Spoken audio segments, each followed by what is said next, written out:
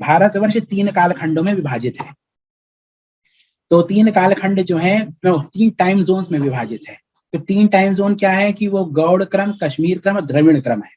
और जो भारतवर्ष की बात करते हैं तो भारतवर्ष इतना थोड़ी जितना आज हमारे पास है। भारतवर्ष तो ईरान से शुरू होकर के पूरा बर्मा और ये जावा, सुमात्रा, बाली तक पूरा भारतवर्ष ही तो है। ये सारा भारतवर्ष ही तो है। तो इतना बड़ा जो क्षेत्र हुआ तो इसको 3 टाइम जोन में उस जमाने में ऋषियों ने डिवाइड किया।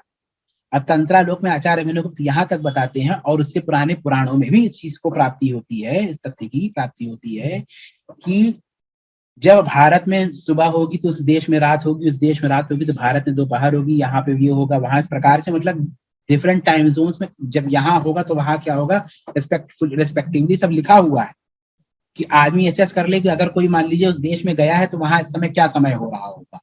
इतनी गणना उस जमाने में हो चुकी है, इतनी गणना हो चुकी है।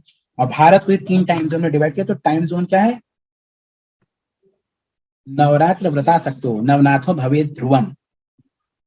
जो नवरात्र का व्रत करे वो निश्चित रूप से नवनाथ स्वरूप हो जाएगा।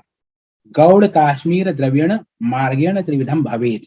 तो गौड़, काश्मीर और द्रविड़ मार्ग से 3 प्रकार का होता है। तो सबसे पहले गौड़ क्रम क्या होता है, तो नेपाल, कामरूप देश, बिहार पूरा मिथिला और उड़ीसा और बंगाल, यह सारा क्षेत्र गौड़ क्रम के अंतर्गत आता है। तो इसमें जो पूजा पद्धति सब होगी, भूटान आ गया, सिक्किम भी आ गया इसी में फिर, तो ये सारा जो है ये सब गौड़ क्रम के अंतर्गत आता है। इसमें जो भी पद्धति गौड़ क्रम से होगी।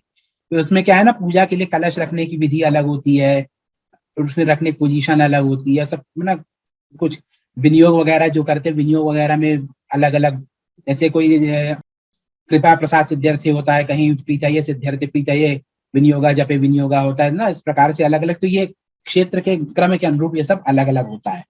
फिर काश्मीर क्रम, तो उससे पहले द्रविड़ क्रम समझना चाहिए। तो कश्मीर को और गौड़ क्रम को छोड़ करके जितना भी भारत है सब द्रविड़ क्रम में आता है। माने मैं उत्तर प्रदेश में बैठा हूँ, यहाँ केरल क्रम है, दिल्ली, पंजाब, राजस्थान, गुजरात, महाराष्ट्र, मध्य प्रदेश, छत्तीसगढ़, आपका आंध्र प्रदेश, तेलंगाना, तमिलनाडु, कर्नाटक, लक्षद्वीप, अंडमान निकोबार, यहाँ जो भी साधना करेगा सब आपकी द्रविड़ क्रम से है।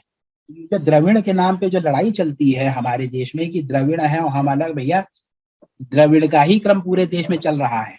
उत्तर भारतीयों ने कुछ नहीं थोपा है। हम तो उल्टा उत्तर भारत से कि कहते वो उत्तर भारत में सब वो आर्य आए, यहाँ हम तो मूल नहीं, भैया द्रविड़ क्रम से ही उत्तर पूरे पूरे भारतवर्ष में पूजन चल रहा है। हमारे हम पूरा हम खुद साउथ को फॉलो कर रहे हैं।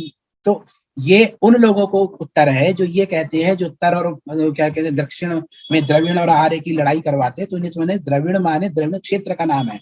अब गुर्जर है तो गुर्जर क्षेत्र का नाम है, गुजरात और या उत्तर प्रदेश तो क्षेत्र का नाम है। द्रविड़ कोई वर्ण जाति समूह नहीं है, व्यक्ति समूह नहीं है, द्रविड़ क्षेत्र का नाम है। तो ये चीज है, ये तथ्य है। फिर काश्मीर, तो जितने क्षेत्रों को आपको बताया इन सब को छोड़ करके जो बचता है वो सब कश्मीर क्रम में जाता है। तिब्बत हो गया, कश्मीर हो गया, आपका अफगानिस्तान हो गया, और जहां जहां पे भी इसमें एक चीज कही जाती है, जहां पे वर्णाश्रम व्यवस्था वर्तमान है, जिन क्षेत्र में वर्णाश्रम व्यवस्था से जीने वाले सनातनी हैं उसी क्षेत्र में हमारे सिद्धांत लागू होंगे।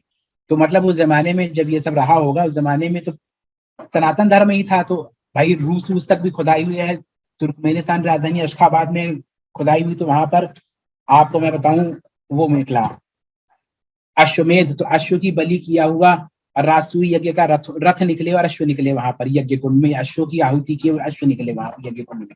तो वहां तक अश्वमेध होता था। तो इतना बड़ा भारत रहा। तो ये समझ लीजिए ये एशियाई जम्बू द्वीप भरतखंडे आर्यावर्त देशे। तो भारत खंड ही बहुत बड़ा, जम्बू द्वीप माने तो एशिया, उसके अंदर ही आर्यावर्त देश है। तो बहुत बड़े क्षेत्र में ये सब व्याप्त रहा, ये सब व्यवस्था रही है। तो वो बाकी जितना क्षेत्र सब कश्मीर क्रम के अंतर्गत।